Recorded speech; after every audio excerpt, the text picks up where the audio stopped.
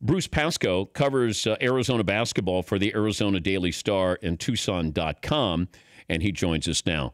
Bruce, bring us up to speed. Where do we stand with the local reaction to Miller's denial yesterday? Well, it's a mix. I mean, I think most of the fans here are pretty excited. They think things are back to normal. But I think there's also a faction that thinks that this is sort of a temporary injunction, and there's still more going on behind the scenes. But as of right now, there's no reason. The university felt there was no reason to fire him or suspend him, so he's back. And we just don't know what's going to go on after this, either with this thing or, of course, the whole federal investigation that's already had one assistant coach arrested and fired. Well, I think that's where I still have doubt with this, and I've been through this, over 3 decades, where somebody tells you something and it's, hey, I'm going to believe you, and we've had everybody from Lance Armstrong, you go down the Rafael Palmeiro under oath.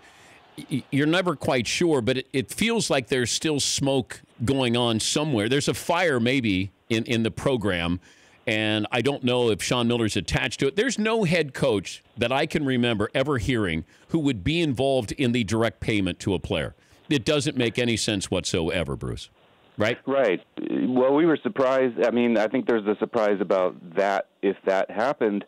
But, and the other thing is now the NCAA has changed the rules where you can't have that plausible deniability, and if things go on, and if these things that happen in the federal investigation, if those what they found translate into violations by the assistant coach, Sean Miller's still on the hook for that under the current rules, unless he proves he totally vetted him every day and monitored his compliance, which is very hard to prove. So either way, there could really be, something down the road. Maybe it's just a suspension or something, but it's hard to say they're completely in the clear until, certainly from what it seems like right now. All right, but if ESPN doubled down on this, what's your reaction to ESPN sticking behind their reporter on this?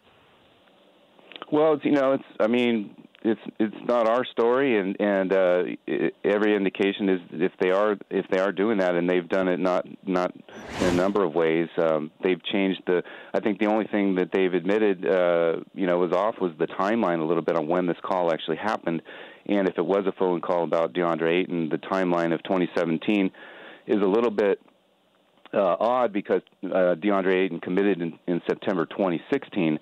However, it's possible that a discussion was made at any time about anything, and that's really the issue is, was there a discussion or not? I mean, the timeline is kind of secondary as far as what's important is, what could be an issue here. And then Shaq's son decommitted and is now committing to UCLA. Is there any thought of or any chance of getting him back if Sean Miller is exonerated here? I don't think so, but it's possible. But it was interesting. I looked at he posted on Twitter last night something about LOL at the Arizona fans who were negative at him, and I think there's already some split there. I never thought his commitment was as solid as some you see with players. So okay. From everything I've heard about him, I think he wants to stay really close to home. He's from LA. I don't see that, but Miller is a resourceful enough recruiter that if he does stick around, he'll probably be able to scrape together something this year and get by. He's got one commit left for 2018 as of right now, and that's Brandon Williams, a 5-star point guard in LA, who's pretty good. But obviously, he's going to need a lot more than that because he could lose a lot this year, regardless of what happens with his own personal situation. Bruce, I know you're busy. We appreciate your time. Thanks for joining us. Good luck. All right, thank you. That's Bruce Pascoe. He covers Arizona basketball for the Arizona Daily Star and Tucson.com.